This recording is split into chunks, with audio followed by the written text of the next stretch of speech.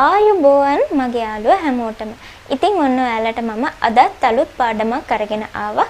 ඊට කලින් අපිත් එක්ක අද අලුතින් යාළුවෙක් එකතු වෙනවා නම් ඔයාලා මුලින්ම කරන්න ඕනේ අපේ මේ වැඩසටහනේ පළවෙනි පාඩම බලන්න. ඉතින් ඒ හැම ලින්ක් එකක්ම මම පල්ලෙහා description එකේ ඔයාලට දීලා තියෙනවා. ඒ නිසා අපේ මේ වැඩසටහනත් එක්ක මුල ඉඳලා පිළිවෙලට එකතු වෙන්න. ඉතින් විශේෂයෙන්ම මෙන්න මේක කියන්න ඕනේ. පහුගිය දවස් ටිකේ මට ඔයාලට සාමාන්‍ය විදිහට පාඩම් ටික දෙන්න බැරි වුණා. මොකද චුට්ටක් මම අසනීපෙන් හිටපු නිසා. ඉතින් දැන් ටිකක් හොඳයි. ඒක නිසා අද ඉඳලා මම ඔයාලට සාමාන්‍ය විදිහට මේ පාඩම් ටික ඉස්සරහට කියලා දෙනවා. අපොස සාමාන්‍ය පෙළ ගණිතයේ සාර්ථකව සමත් වීමට අවශ්‍ය සියලුම පාඩම් කොටස් මෙන්ම අපොස උසස් පෙළ තොරතුරු තාක්ෂණය සහ වෙබ් නිර්මාණ පිළිබඳ මුල සිට සරලව ඉගෙන ගැනීමට ඔබට හෝ ඔබගේ දරුවාට අවශ්‍යයි නම් දැන්ම Knowledge Hub YouTube channel එක වෙත පිවිසෙන්න. සියලුම පාඩම් කොටස් මුල සිට උදාහරණ සහිතව සරලව පැහැදිලි කර ඇත. මෙවර සාමාන්‍ය පෙළ සඳහා පෙනී සිටින දරුවන්ට මෙන්ම 8, 9, 10 ශ්‍රේණි දරුවන් සඳහා විශේෂයි. ඔබට පහත ඩිස්ක්‍රිප්ෂන් එකෙන් මෙම channel එක වෙත පිවිසිය හැක. ගණිතය උගනිමු, ජීවිතේ ජයගමු. Knowledge Hub.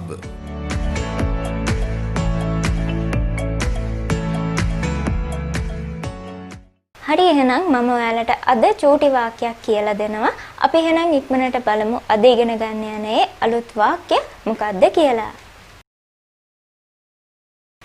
ඉතින් අද වාක්‍ය තමයි I'm going to. ඉතින් අපි මේකෙන් පොඩි වාක්‍ය ටිකක් කියලා බලමු. මුලින්ම මම කියන්නම් I'm going to read a book. ඒ කියන්නේ මොකද්ද? මම පොතක් කියවන්න යන්නේ. I'm going to read a book. මම පොතක් කියවන්න යන්නේ. ඉතින් මේක ඔයාලට මෙහෙම කියන්නත් පුළුවන්. එහෙම නැත්නම් අපිට චුට්ටක් වෙනස් කරලා I'm gonna read a book කියලා කියන්නත් පුළුවන්. ඉතින් මේ විදිහට අපිට කියන්න පුළුවන් ටිකක් ලේසි වෙන්න I'm gonna කියලා I'm gonna read a book කියලා කියන්න පුළුවන්. ඒ කියන්නේ I'm going to read a book කියන එකම තමයි. ඉතින් මේක මේ ටිකක් වේගෙන් කියද්දි තමයි අන්න ඒ විදිහට අපිට ටිකක් වෙනස් කරලා කියන්න පුළුවන් වෙන්නේ. ඉතින් මේක ඔයාලට ඒ විදිහට කියන්නත් පුළුවන්. නැත්නම් සාමාන්‍ය විදිහට I'm going to කියලා කියන්නත් පුළුවන්. I'm going to read a book. ඒ කියන්නේ මම පොතක් කියවන්න යන්නේ. තව එකක් බලමු. I'm going to play with friends. ඒ කියන්නේ මම යාළුවොත් එක්ක සෙල්ලම් කරන්න යන්නේ. I'm going to play with friends. ඒ කියන්නේ මම යාළුවොත් එක්ක සෙල්ලම් කරන්න යන්නේ. තව එකක් බලමු. I'm going to make a kite. ඒ කියන්නේ මොකද්ද? මම සරුංගලයක් හදන්න යන්නේ. I'm going to make a kite. මම සරුංගලයක් හදන්න යන්නේ. තව එකක් බලමු. I'm going to write a letter. ඒ කියන්නේ මොකද්ද? මම ලියුමක් ලියන්න යන්නේ. I'm going to write a letter. මම ලියුමක් ලියන්න යන්නේ. ඉතින් අන්න ඒ විදිහට ඔයාලට පුළුවන් මේ වාක්‍ය දන්න දෙයක් දාලා මුලින්ම කියලා පුරුදු වෙන්න. ඒ වගේම තමයි මේ වාක්‍ය තව ටිකක් දික් කරලා අපිට කියන්න පුළුවන් because කියන එක දාලා. මම ඔයාලට වෙනදටත් කියලා දෙනවා ඒ විදිහට. ඉතින් ඒ විදිහටම අදත් මම ඔයාලට මේ වාක්‍ය කියලා දෙනවා. අපි බලමු මම මුලින්ම කිව්වේ I'm going to read a book කියලා. I'm going to read a book. ඒ කියන්නේ මම පොතක් කියවන්න යන්නේ. මේකට because දාලා බලමු. I'm going to read a book because I like reading. ඒ කියන්නේ මම පොතක් කියවන්න යන්නේ මොකද මම කියවන්න ආසයි.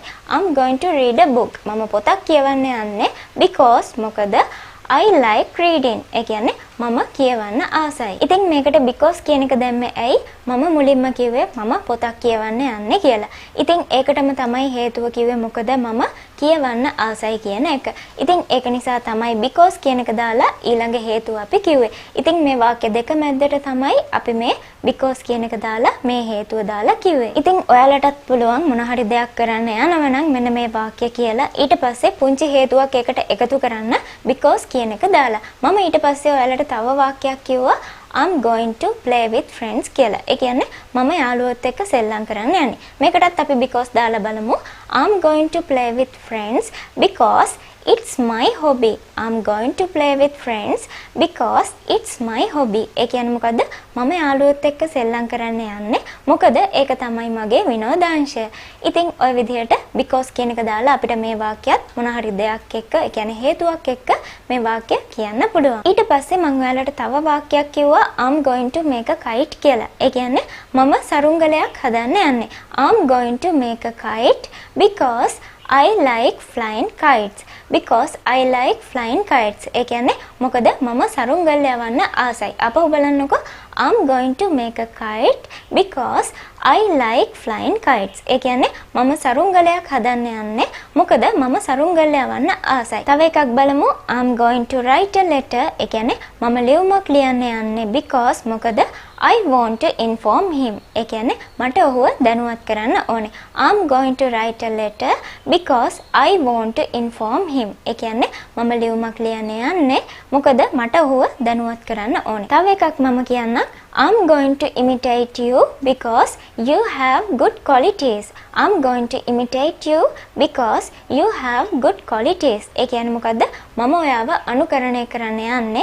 imitate කියන්නේ අනුකරණය කරනවා. I'm going to imitate you. මම ඔයාව අනුකරණය කරන්න යන්නේ because මොකද you have good qualities.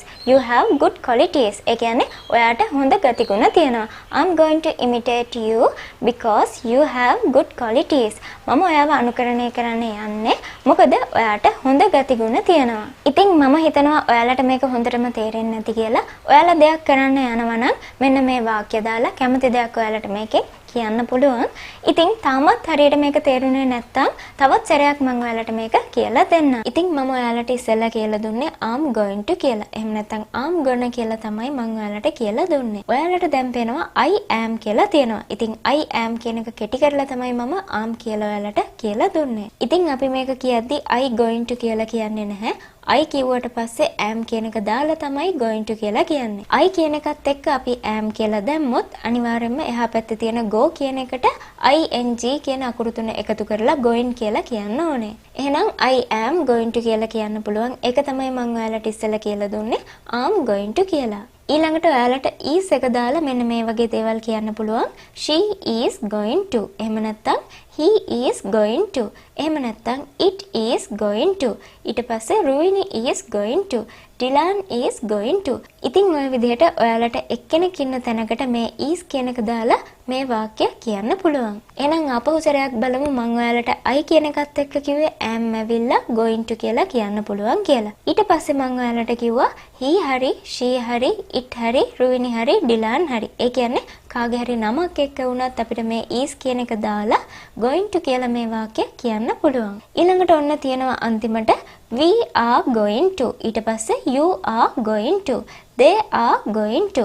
Boys are going to. Girls are going to. Children are going to. People are going to.